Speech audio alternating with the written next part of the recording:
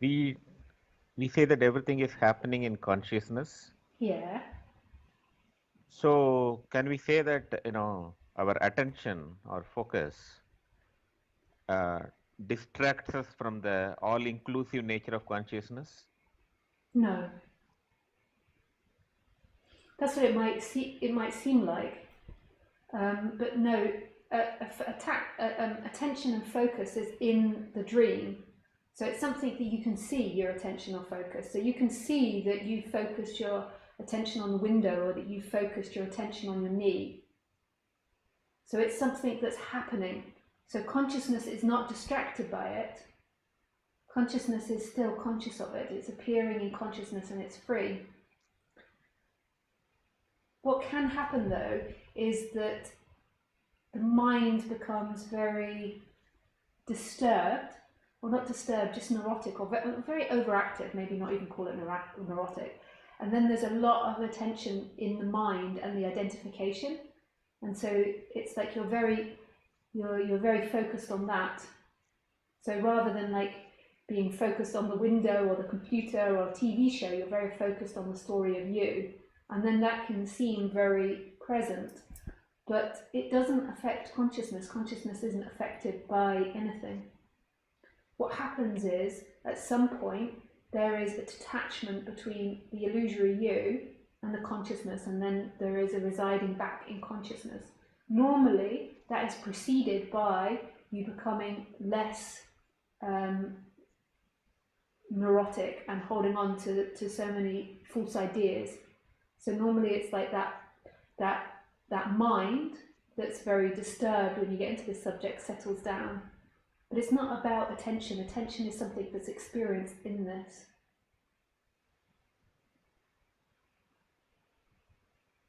Does that make sense? Yeah, I'm trying to understand this.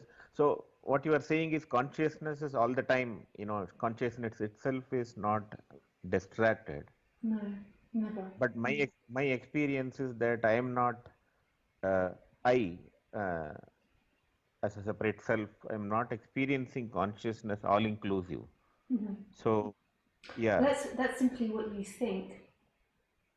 So that's what you think is going on, and that's what you're hypnotized into dreaming about. But it's not right, true because firstly, there is no solid you that is stuck in a dream. So there isn't a correct, solid you. There is thoughts and there's feelings appearing in every moment. And secondly, that hypersensitivity and hyper-focus on the character is simply a functioning that's appearing in an immense space. So right now, you're conscious of the room, you're conscious of my voice, you're conscious of everything that's happening. And you believe that's you, but that consciousness is happening automatically. It doesn't take any effort for that to happen. It's automatically there and appearing, conscious of this whole entire room and me and my voice. That's not something you're doing. And then in that, there's a movement of focus that's happening.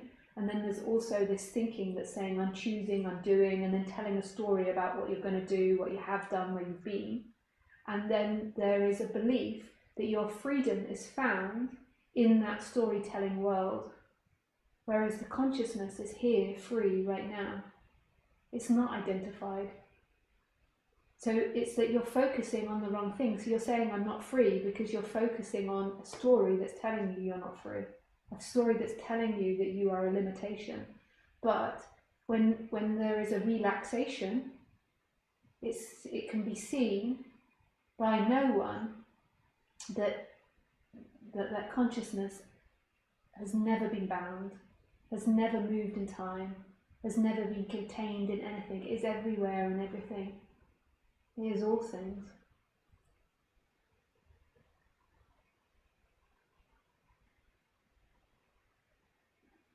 okay. So I'm kind of getting it. So you are saying that I'm hearing your voice. I am focusing.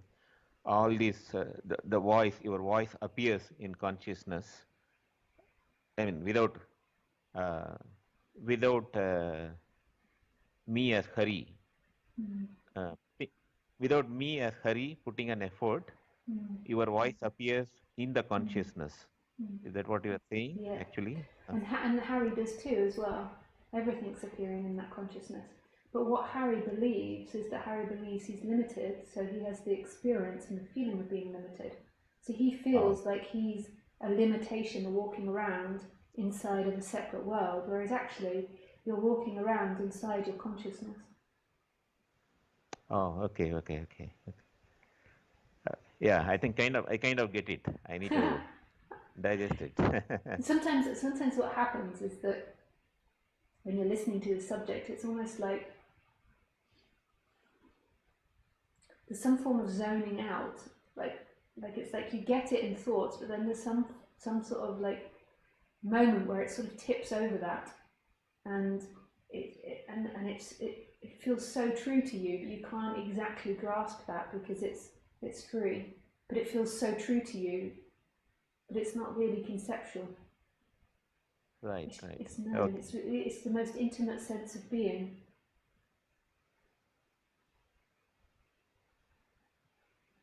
Okay.